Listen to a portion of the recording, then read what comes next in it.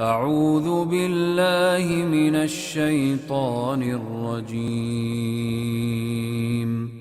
بسم الله الرحمن الرحيم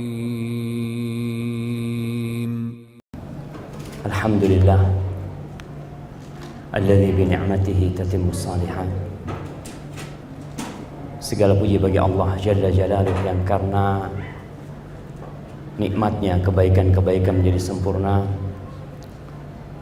yang karena rahmatnya niat-niat baik hamba dapat terlaksana. Allahumma salli wa sallim wa zid wa barik wa an'im ala sayyidina wa maulana Muhammadin wa ala alihi wa ashabihi ajma'in. Amma ba'd. Yang pertama saya ucapkan untuk mempelai berdua, barakallahu lakuma wa baraka alaikuma wa jama'a bainakuma fi khair. Baru saja kita menyaksikan prosesi akad pernikahan, yang sebenarnya pernikahan itu mudah sekali, tapi kadangkala kita yang bikin ruwet dan rumit. Apa yang dibutuhkan dalam pernikahan? Kenapa anak sampaikan ini? Anak ingin yang belum menikah supaya nggak takut kalau mau nikah. Yang mau nambah juga nggak takut kalau mau nambah. Gitu Mas On. Yang diperlukan pernikahan itu wali, 2 saksi, terus ya kedua mempelai sama mahar. Selesai. Walimah itu sunnah. Artinya ya kalau antum punya rezeki, bismillah, kata Nabi SAW, aulim walau bisyah. Adakan walimah walaupun dengan seekor kambing, nggak harus banyak-banyak. Baik, ahibati fillah, buat saudara Ismi, saudara siapa? Sigit, saudara Sigit, engkau baru saja ngambil sesuatu yang ada tulisannya fragile, mudah pecah. Iya, tahu Sigit bahwasanya yang diambil baru saja itu adalah sesuatu yang kata Nabi sallallahu alaihi wasallam, rifqan bil qawarir, berlemah lembutlah dengan gelas-gelas kaca. Kenapa? Karena dia mudah pecah. Nih bapak-bapak yang kadang-kala sudah nikah bertahun-tahun, tapi nggak tahu kalau yang dia bawa itu mudah pecah. Ungkapan ini bukan untuk menyudutkan para wanita. Apabila kita melihat sebuah barang, kardus, bingkisan yang tertulis fragile atau mudah pecah, yang kadang-kadang ada stiker merah itu, tujuannya apa? Agar kita berhati-hati, agar kita memperhatikan, jangan sembarangan, karena dia itu mudah pecah. Ini salah satu penghormatan Islam buat para wanita. Kemudian hadis Nabi SAW yang terkadang digunakan oleh sebagian aktivis gender sebagai bentuk diskriminasi terhadap wanita. Khuliqatil mar'a min dhila, perempuan itu diciptakan dari tulang rusuk. Tulang rusuk yang paling bengkok itu yang paling atas. Dianggap ini adalah penghinaan terhadap wanita. Bukan. Ini bentuk penghormatan kepada para wanita, agar para laki-laki tidak melakukan KDRT terhadap mereka. Kata Nabi SAW, idza dhahabta tuqimu kasartahu. Kalau engkau ingin meluruskan, patah. Wa in taraktahu lam yazal a'waj. Kalau dibiarkan, ya tetap bengkok dia. Sampai kapanpun dia seperti itu.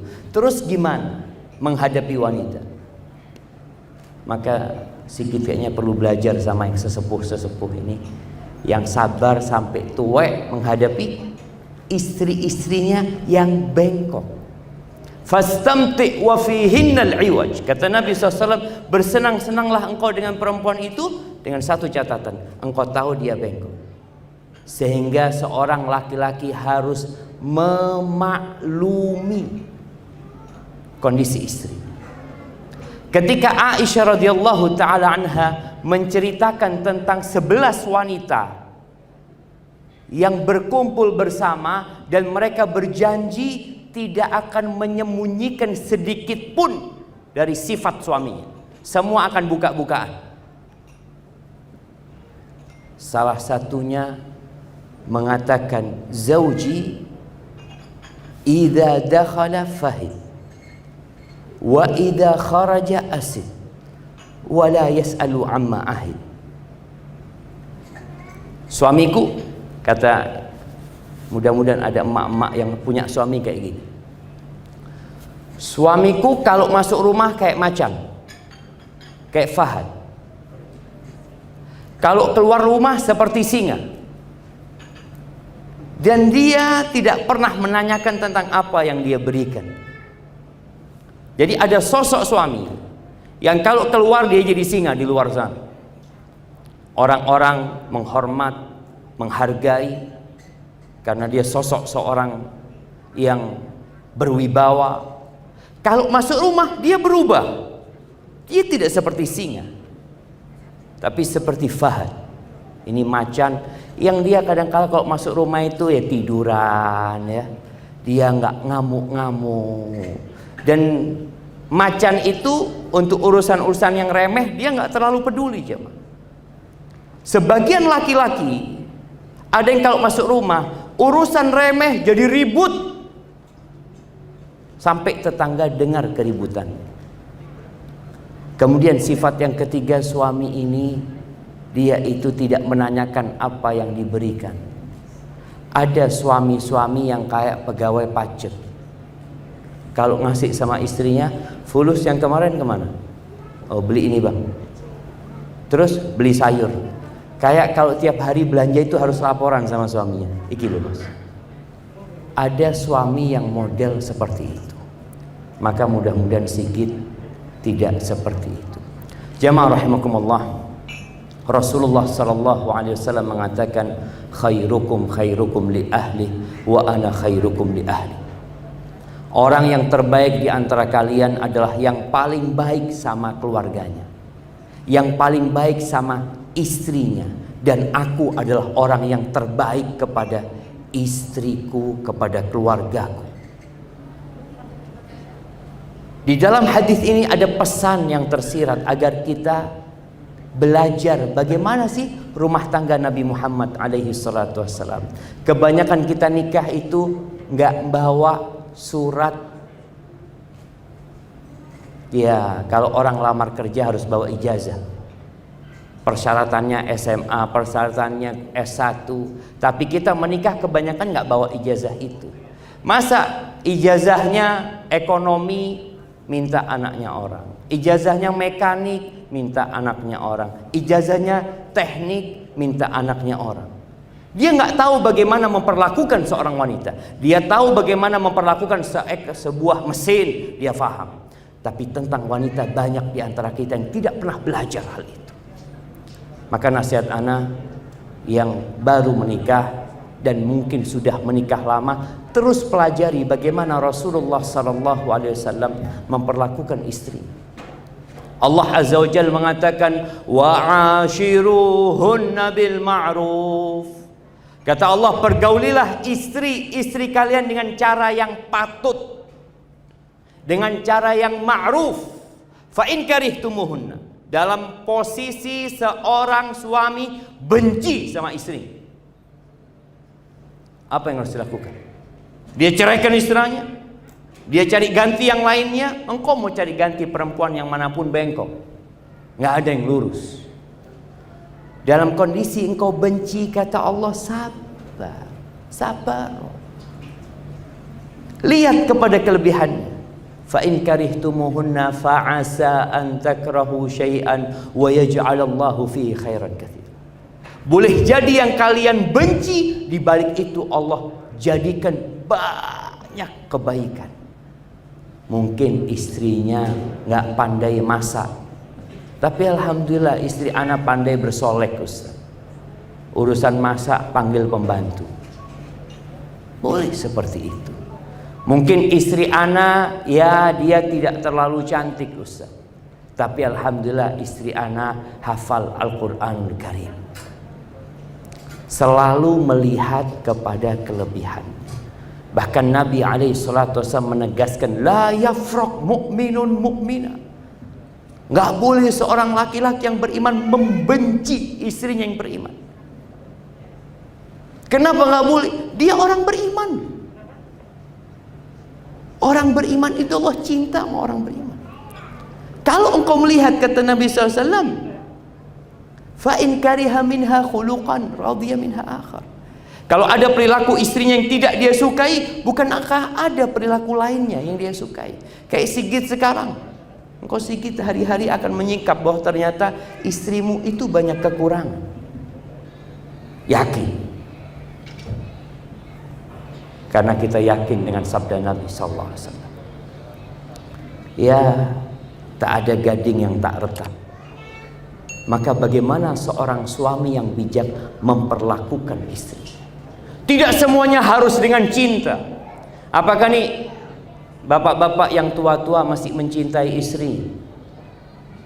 Bapak-bapak masih senang sama bujunya? Ya gimana Ustaz, cuma satu Ustaz, ya, dirawat gitu. Ya kadang-kala ada istrinya jimat katanya, siji di rumah. Cinta sudah hilang kadang-kala. Makanya ketika Allah berfirman wa ja'ala bainakum mawaddatan wa rahmah, sebagian ahli tafsir mengatakan mawaddah itu buat yang gadis, mawaddah itu buat yang masih muda-muda, wa rahmah lil ajuz. Rahmat itu yang sudah tua-tua, ya kesian loh Ustaz, anak wis akeh mosok ditinggal ya. Kadang-kala yang tersisa itu sayang. Tapi itulah yang menjadi perekat rumah tangga. Jadi nggak harus ada cinta. Jangan berpikir, loh Ustaz, di mana saya menikahi seorang wanita yang saya belum cinta? Boleh jadi nanti Allah tumbuhkan cinta di jalan. Dan boleh jadi engkau mencintai seorang wanita, tatkala menikah engkau jadi benci sama dia. Tatkala engkau tahu siapa dia yang sebenarnya. Tatkala ada seorang di kota Madinah yang namanya Ibn Abi Abza. Orang ini terkenal. Perempuan yang nikah sama dia biasanya khulu, gugat cerai. Sampai nama laki-laki ini jelek di kota Madinah.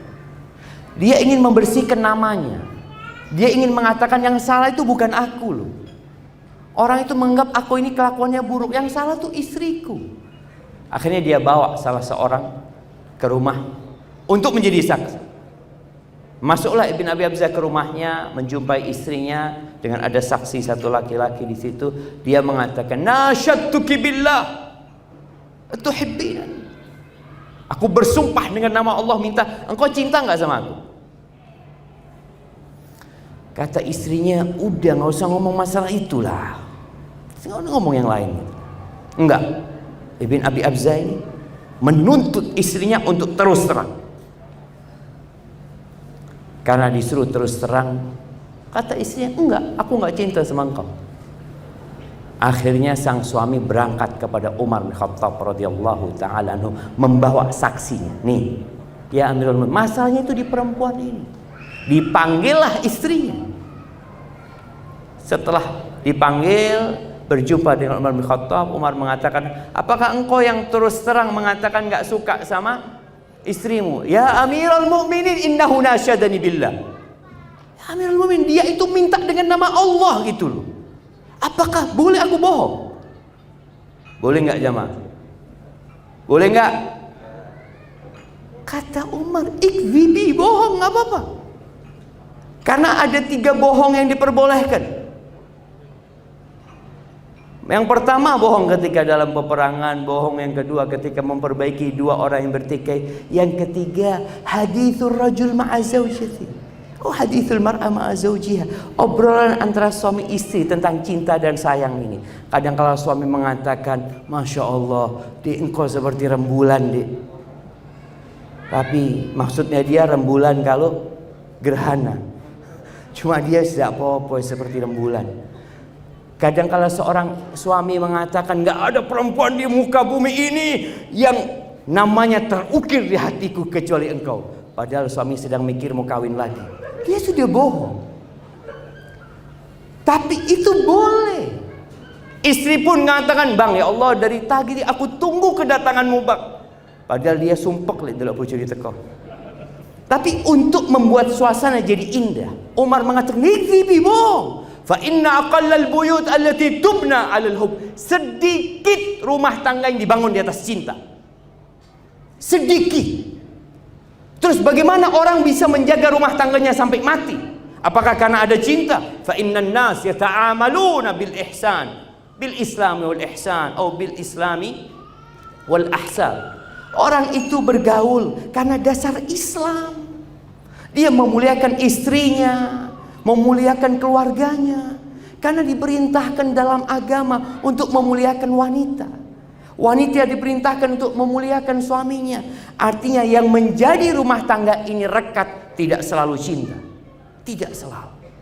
Boleh jadi karena kita tahu kita diperintahkan untuk berbuat baik. Kepada binatang pun muslim berbuat baik, apalagi kepada istrinya. 2 hari yang lalu Anda baca berita, ada seorang istri yang digepruk sama gas LPG sama suaminya ketika tidur. Apa sebenarnya yang terjadi? Maka disinilah pentingnya seorang perempuan, seorang laki-laki ketika menikah, dia belajar, ya apa aku jadi suami itu ya apa. Kebanyakan kita ilmunya itu ilmu katon. Lihat bapaknya bagaimana memperlakukan ibunya, dia pikir oh seperti ini memperlakukan seorang istri. Seorang wanita kadang-kadang dia melihat ibunya ini nyuruh-nyuruh suaminya. Ada bapak-bapak yang suka disuruh sama istrinya, "Mas, Reneo enten nopo, Masya Allah, komandani sinten nih." Itu terjadi. Sehingga seorang wanita ini ketika dia melihat ibunya seperti itu, tatkala dia menikah, dia ingin suaminya seperti itu. Makanya perlu belajar. Dan tugas terbesar seorang suami, bapak-bapak ya, bukan cuma ngasih makan. Kebanyakan kita ini sibuk bekerja. Dia berpikir, anak harus memberikan nafkah kepada istriku, harus menyenangkan anak-anakku. Iya, sampai surga. Bukan cuma di sini. Ada satu ancaman yang menunggu, yang kita semua akan melewati. Yang kata Allah Azza wa Jalla, wa in minkum illa wariduha kana ala rabbika hatman maqdiya. Kata Allah, setiap orang dari kalian pasti melewati apa? Neraka. Semua, tanpa terkecuali. Para nabi pun lewat neraka. Maka di sini para suami ketika sudah tahu ada ancaman yang menunggu di sana, ingat tugas dia. Tatkala tadi Sigit mengatakan aku terima, dia bukan hanya menerima seorang perempuan ini, tapi dia menerima tanggung jawab yang sebelumnya diemban sama bapaknya, maka diemban oleh suami. Allah Azza wa Jalla mengatakan, ya ayyuhalladzina amanu qu anfusakum wa ahlikum nara. Wahai orang-orang beriman, jagalah diri kalian dan keluarga kalian dari api neraka. Itu nunggu kita semua jemaah. Nunggu kita semua.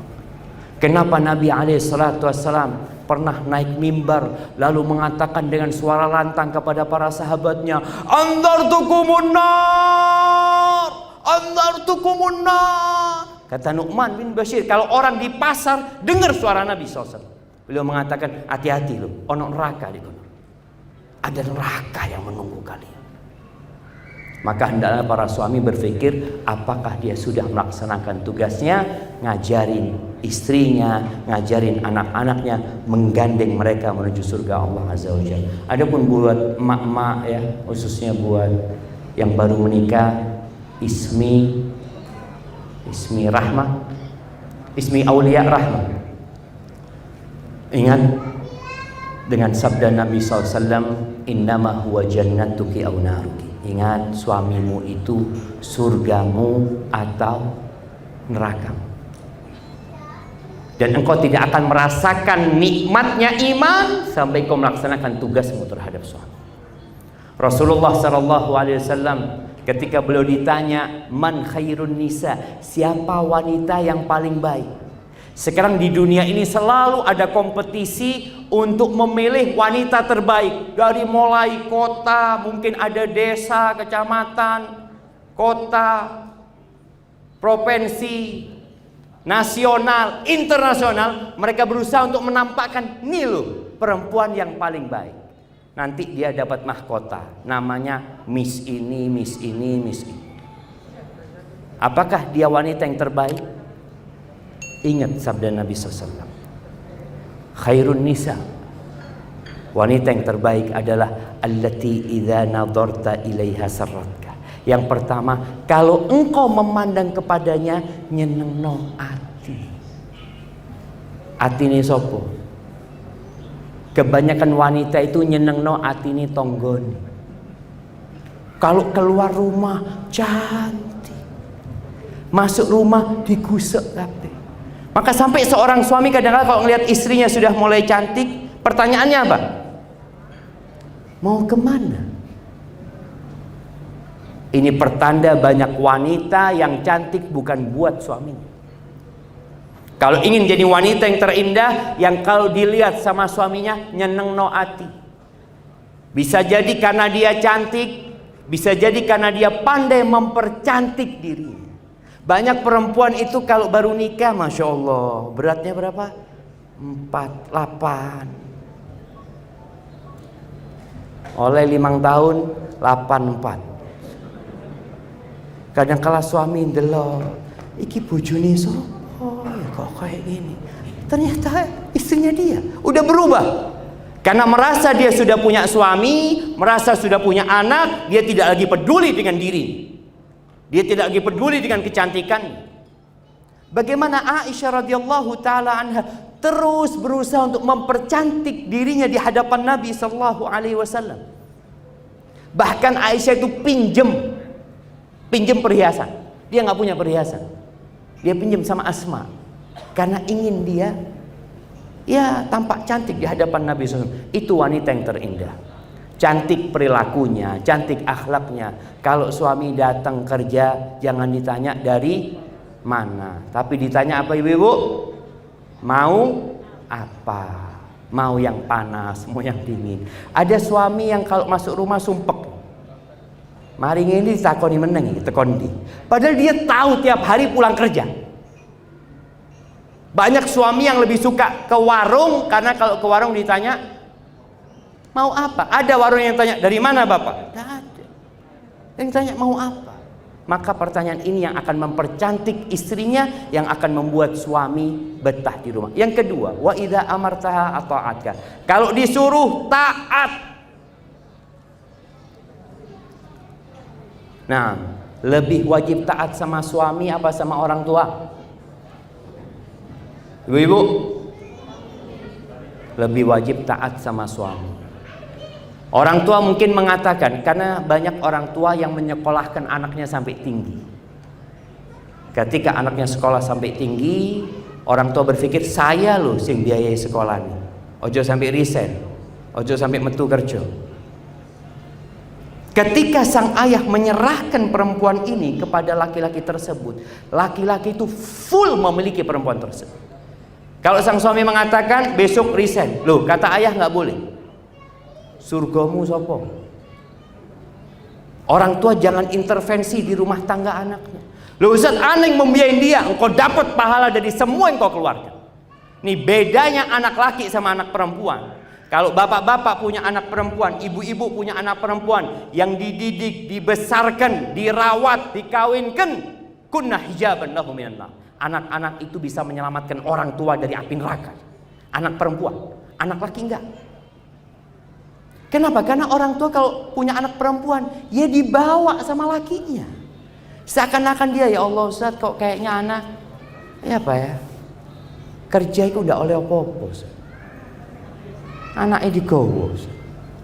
Engkau dapat sesuatu yang lebih indah dari semuanya.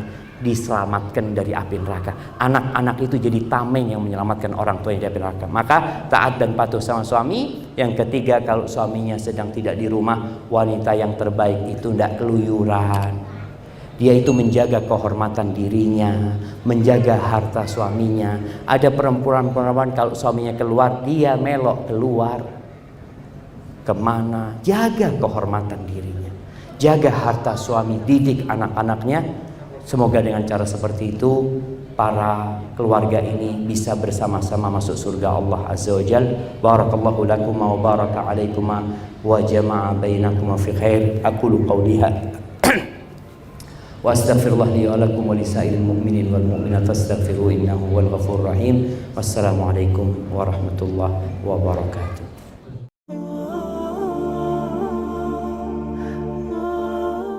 Ada istri-istri yang tahu diri dia tidak ingin membebani orang tuanya yang sudah melahirkan dia. Dia tidak ingin orang tuanya juga sedih dengan kesedihan dia. Cukup sudah ibunya merawat dia. Cukup sudah orang tuanya lelah mencarikan suami buat dia. Cukup sudah. Maka tuh yang